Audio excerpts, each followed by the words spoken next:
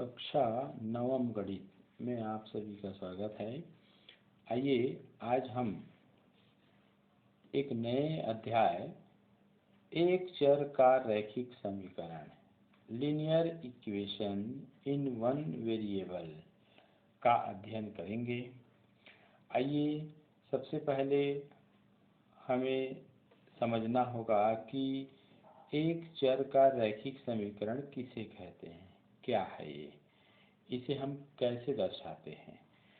तो ऐसा समीकरण, ध्यान दीजिए, ऐसा समीकरण जिसमें एक ही चर राशि का प्रयोग होता है।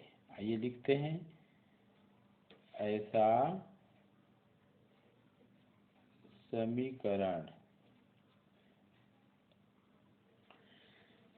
फिर से लिखते हैं, ऐसा समीकरण जिसमें एक ही चर राशि का प्रयोग होता है तथा चर की अर्थात चर राशि की अधिकतम घात 1 हो, उसे एक चर का रैखिक समीकरण कहते हैं।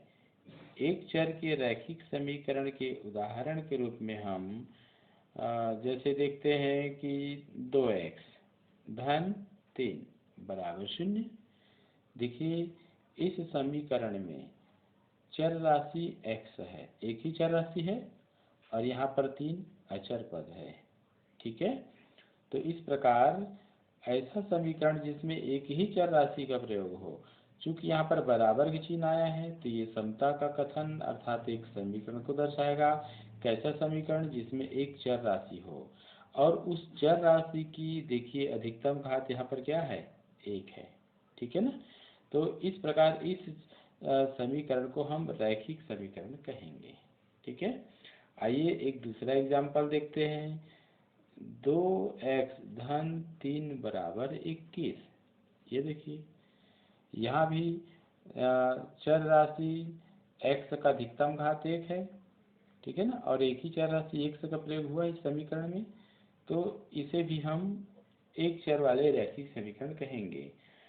अगर हम एक चर वाले रैखिक समीकरण के व्यापक रूप पर विचार करें तो इसके व्यापक रूप में हम देखते हैं कि ax धन b बराबर c, ये एक चर वाले रैखिक समीकरण का ये व्यापक रूप है, जहाँ पर ध्यान दीजिए a, b व c वास्तविक संख्याएं हैं, रियल नंबर हैं, वास्तविक संख्याएं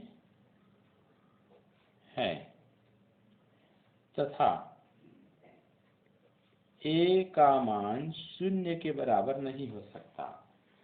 अर्थात a, b, c के मान में कोई भी वास्तविक संख्याएं हो सकती है, केवल a का मान 0 बस नहीं हो सकता। तो इस प्रकार एक चर वाले रैखिक समीकरण का ये मानक रूप है। इसे व्यापक रूप या मानक रूप में भी हम इसको व्यक्त कर सकते हैं। ठीक है ना। आइए समीकरण के गुणधर्म, प्रॉपर्टीज ऑफ इक्वेशन को देखते हैं। तो जैसे इसमें नंबर 1 में देखते हैं, किसी भी समीकरण में बराबर चिन्ह, ये बराबर चिन्ह है, बराबर चिन्ह के दोनों ओर 2 पक्ष होते हैं, दोनों ओर 2 पक्ष होते हैं, 2 पक्ष होते हैं। अर्थात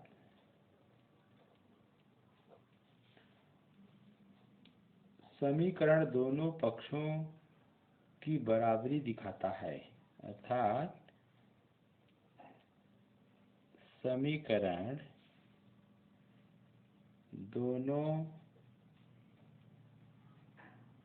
पक्षों की बराबरी दिखाता है। ठीक है। जैसे एक उदाहरण ले लेंगे, एक समीकरण ले लेते हैं। समीकरण, उपरोक्त समीकरण ही देखते हैं जो पूर्व में हम प्रयोग किए हैं। 2x धन 3 बराबर 21, ये एक समीकरण है। इस समीकरण में बराबर चिन्ह ये है। इस चिन्ह के दोनों ओर, एक तो इधर बाईं ओर और इधर दाईं ओर, दो पक्ष होते हैं। ये बराबर चिन्ह के बाईं ओर जो पद है और ये जो दाईं ओर पद है, ध्यान देना है, तो इसको बोलते हैं बायां पक्ष। क्या कहेंगे? बायां पक्ष। और इधर को बोलते हैं दायां पक्ष। दायां पक्ष।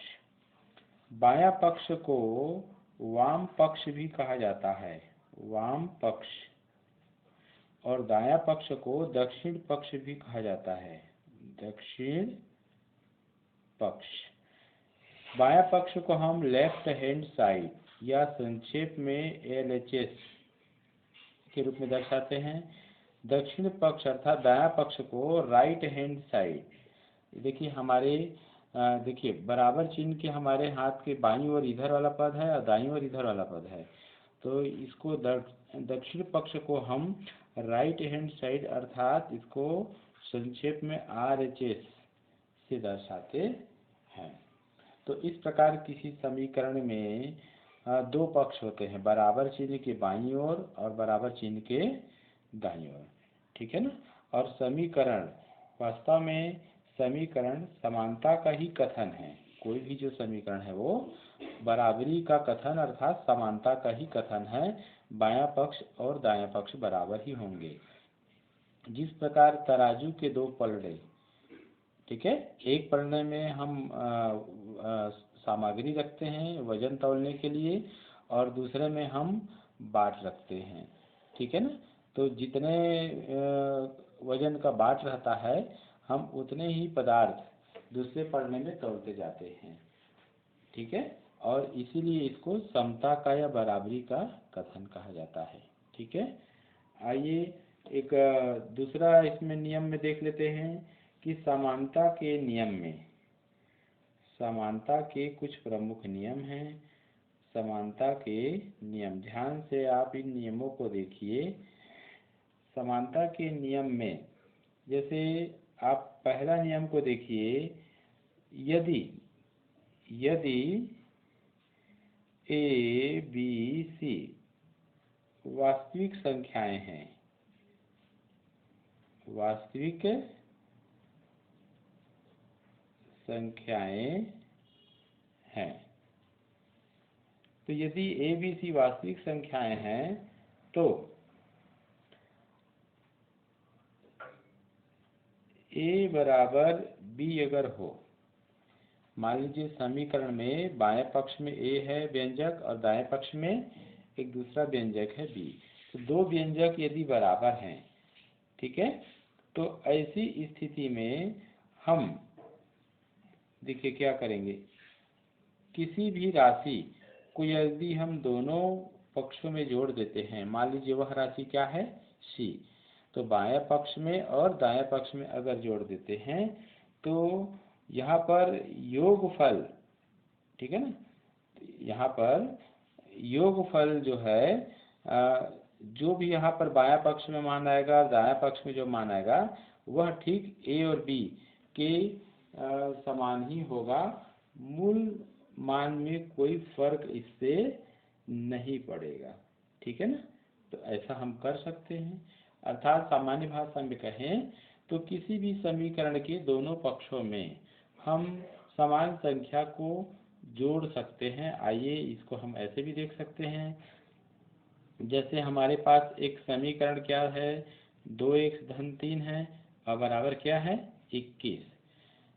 हम यहाँ पर समीकरण के बाएं पक्ष में और दाएं पक्ष में समान संख्या को अगर जोड़ना चाहें तो आप देखिए 2x धन 3 किए, तो यहाँ पर अगर 2 को जोड़ रहे हैं ऐसे, तो दाएं पक्ष में भी हमको 2 जोड़ना होगा इस प्रकार से। तो इससे मूल समीकरण में कोई अंतर नहीं आता है। ठीक है, आइए समानता के दूसरे नियम को देखते हैं। यदि a बराबर b, तब हम दोनों पक्षों में समान राशि को घटा सकते हैं। मान लीजिए वह राशि क्या है, c, तो c को घटाएंगे तो c को इधर से भी घटाएंगे, इस प्रकार से। अर्थात यदि दो व्यंजक बराबर हैं तब दोनों पक्षों में समान राशि को घटाने पर अंतर बराबर रहता है। अर्थात ये जो अंतर प्राप्त होगा ना, a और c का और b और c का अंतर, वह दोनों अंतर समान होगा। ठीक है, तो ऐसा कह सकते हैं। आप इसको एक उदाहरण में ऐसा भी ले लीजिए। मान लीजिए हमारे पास समीकरण है 2x धन 3 बराबर 21। अगर हम इस समीकरण के दोनों पक्षों में 3 को घटाते हैं, मान लीजिए यहाँ पर 3 इधर घटाए तो हमको इधर भी 3 घटाना पड़ेगा, ऐसे। ठीक है, तो ऐसा करने से दोनों पक्षों में से समान राशि को घटाने पर अंतर इनका बराबर ही प्राप्त होता है। आइए समानता का तीसरा नियम देखते हैं। यदि a बराबर b, तब a गुणित c बराबर b गुणित c। अर्थात यदि दो व्यंजक बराबर हैं तब दोनों पक्षों में समान संख्या का गुणा करने पर गुणनफल भी बराबर आता है। इसके लिए भी आप उदाहरण देख सकते हैं। ऐसे मान लीजिए हमारे पास समीकरण है 2x धन 3 और यहाँ पर है बराबर 21।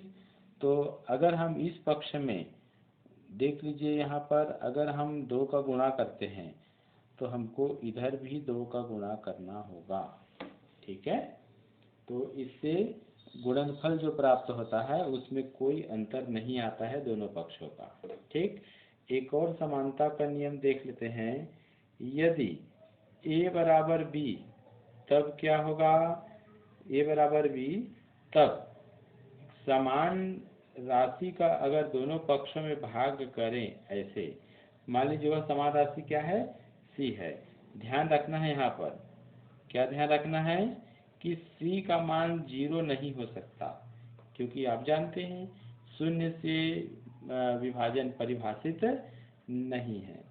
तो यदि दो व्यंजक बराबर हैं तब दोनों पक्षों में समान राशि का भाग करने पर भी भागफल सदैव बराबर रहता है।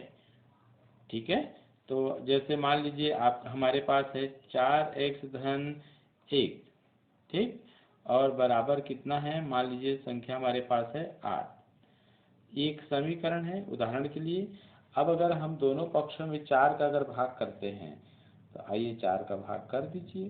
तो 4x धन 1, तो यहाँ पर बटा 4 करेंगे, तो इधर भी हमको 4 का भाग करना होगा, इस प्रकार से। तो इससे भागफल में कोई परिवर्तन नहीं होगा, भागफल बराबर होगा। ठीक है, समीकरण का हल, सॉल्यूशन ऑफ इक्वेशन। समीकरण का हल किसे कहेंगे, आइए समझने का प्रयास करते हैं। किसी समीकरण में चर के स्थान पर, चर राशि x हो सकता है, y हो सकता है, z हो सकता है, तो चर के स्थान पर जो संख्या रखने पर समीकरण सत्य रहता है। सत्य रहता है मतलब समीकरण का दोनों पक्ष बराबर हो जाए, वाम पक्ष बराबर दक्षिण पक्ष, तो वह मान, चर का वह मान ही समीकरण का हल होता है। आइए एक उदाहरण द्वारा इसे समझने का प्रयास करते हैं। जैसे हमारे पास एक समीकरण ले लेते हैं, समीकरण x धन 2 बराबर 7, x धन 2 बराबर 7। इस समीकरण का हल ज्ञात करना है। समीकरण का हल ज्ञात कीजिए, हल ज्ञात कीजिए। ठीक है, इस समीकरण में जैसा कि यहाँ पर बताया गया है कि किसी समीकरण में चर के स्थान पर जो संख्या रखने पर, तो यहाँ चर राशि x है, इस x के स्थान पर हम ऐसी संख्या रखेंगे कि समीकरण का दोनों पक्ष बराबर हो जाए। तब हम कहेंगे कि x का वह मान इस समीकरण का हल है। और अगर दोनों पक्ष बराबर नहीं होता है तब हम कहेंगे कि समीकरण का यह हल नहीं है। ठीक है, तो सबसे पहले यहाँ पर रख कर देखते हैं। x बराबर 1 रखने पर आइए देखते हैं, x की जगह में 1 रखे तो 1 धन 2 बराबर 7। क्या 1 धन 2 7 के बराबर है?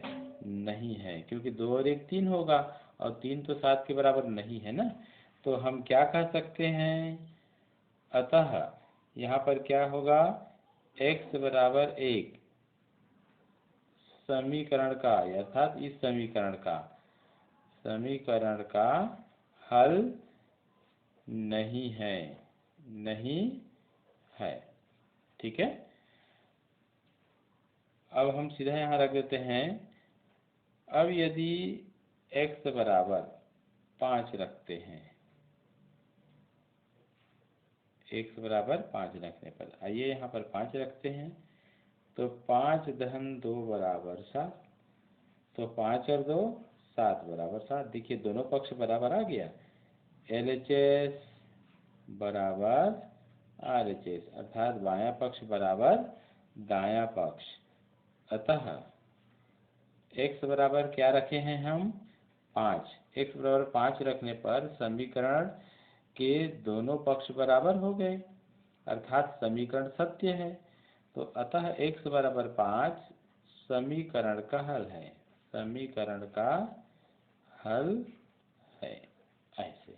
ठीक है, तो इस प्रकार से समीकरण का हल देखते हैं हम। आइए प्रश्नावली 5.1 से हम सवाल हल करते हैं। प्रश्न क्रमांक 2 का पहला, समीकरण 5x धन 2 बराबर 17 को हल कीजिए ऐसे। ठीक है, आइए हल करते हैं। सबसे पहले हम समानता के नियम लगाकर इसको हल करना प्रारंभ करते हैं। तो आइए सबसे पहले समीकरण को एक बार लिख दिया जाता है ऐसे। समीकरण को हल करने के लिए हमें सबसे पहले यह देखना होता है कि चर राशि क्या है। तो जैसे यहाँ पर चर राशि है x के साथ 5 का गुणा है। ठीक है, और 5x में 2 को जोड़ा गया है। तो समीकरण को हल करते समय सबसे हमको ये ध्यान रखना रहता है कि बराबर चिन्ह के एक पक्ष में अर्थात बाएं पक्ष में चर राशि वाला पद हो और दाएं पक्ष में अचर पद हो। तो जैसे यहाँ पर चर राशि वाला पद 5x है लेकिन इसके साथ अचर पद 2 है, तो अचर पद 2 को हमको यहाँ से हटाना होगा। तो इसके लिए हम समानुपात एक समानता के नियम का प्रयोग करेंगे। तो आइए धन 2 है तो हम यहाँ पर ऋण 2 कर देंगे, तो इधर भी ऋण 2 करना पड़ेगा। ये समानता के दूसरे नियम से हम समीकरण के दोनों पक्षों में समान राशि को घटा सकते हैं। जैसे यहाँ पर देखिए 2 में हमको ऋण 2 को घटाए हैं तो इधर भी ऋण 2 को घटाना पड़ा है। तो अब देखते हैं क्या होगा। ये धन 2 ऋण 2 कैंसिल हो गया, यहाँ क्या बच गया 5x, ये 17 ऋण 2, तो ये 5x हो गया, 17 में 2 गया कितना 15। अब देखिए यहाँ पर चर राशि x के गुणांक में क्या है 5 है, तो दोनों पक्षों में हमको 5 से क्या है भाग करना होगा। तो ये लीजिए 5 से भाग कर दिए, तो इधर भी हमको 5 से भाग करना होगा ऐसे। ठीक है ना, ये समानता के चौथे नियम से बोल सकते हैं या लिख सकते हैं दोनों पक्षों में 5 से भाग देने पर। ठीक है, ऐसे। यहाँ पर देखिए 5 और 5 कट गया, यहाँ पर x बचा, ये 15/5, तो ये x बराबर 5 दिया 15 3 आया ऐसे। ठीक है, हम इसको एक दूसरे विधि से भी हल कर सकते हैं, अथवा ध्यान दीजिए दोनों में से जो विधि आपको सरल लगे आप उसका पालन कीजिए। समीकरण को एक बार लिख देते हैं ऐसे ऐसे। यहाँ पर 5x के साथ अचर पद 2 को जोड़ा गया है और दाईं तरफ भी एक अचर पद है। तो चर राशि वाले पद को हमको समीकरण के बाईं ओर रखना होता है और अचर पद को दाईं ओर ले जाना होता है। तो 2 को हम पक्षांतर कर देंगे दाईं तरफ, तो 17 ऋण धन 2 इधर आकर के क्या हो जाएगा, ऋण 2। यहाँ लिख देंगे पक्षांतरण से, पक्षांतरण से। तो ये 5x 17 में 2 गया 15। अब यहाँ पर x के साथ 5 का गुणा है, तो हमको x का मान चाहिए, तो 5 को बटा में ले जाएंगे ऐसे। हल कर लीजिए, 5 एकम 5, 5 तिया 15 कट गया, तो x का मान क्या आया 3। एक बार हम यहाँ पर उत्तर की जांच कर लेंगे, ठीक है, कि जो मान हमारे सामने है x बराबर 3 वह इस समीकरण का हल है या नहीं है। तो आइए उत्तर की जांच कर लेते हैं। उत्तर की जांच, तो x बराबर 3 का मान समीकरण अर्थात दिए गए समीकरण में रखने पर यदि दोनों पक्ष बराबर आ जाएगा तो फिर ये हल सही है। तो एक बार समीकरण को मैं लिख दे रहा हूँ आपकी सहूलियत के लिए ऐसे। मान रखिए 5 गुणित x की जगह में क्या है 3 है, दोनों के बीच गुणा का चिन्ह है, धन 2 बराबर 17। तो ये हो जाएगा 15, 5 तिया 15 और ये धन 2 बराबर 17। तो 15 और 2 17, 15 और 2 क्या हो गया 17 बराबर 17। देखिए दोनों पक्ष बराबर आए, तो LHS बराबर RHS, अर्थात x का मान जो 3 प्राप्त हुआ है वह सही है, ठीक है ना। तो आप दोनों में से जो विधि आपको सरल लगे उस विधि का उपयोग करके आप दिए गए समीकरण का हल ज्ञात कर सकते हैं।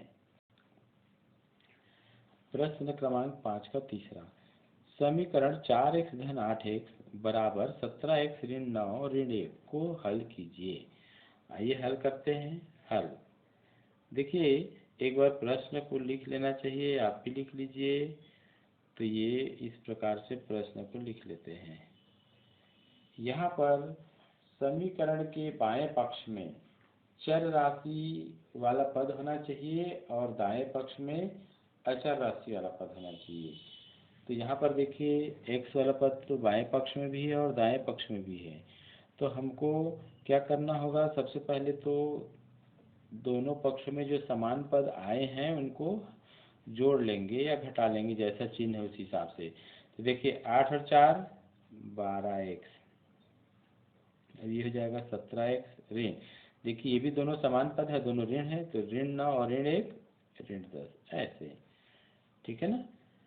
अब 17x को हमको बाईं ओर पक्षांतरित करना होगा, तो 12x है धन 17x है, तो इधर बाएं तरफ आके ऋण 17x हो गया और बराबर ऋण 10।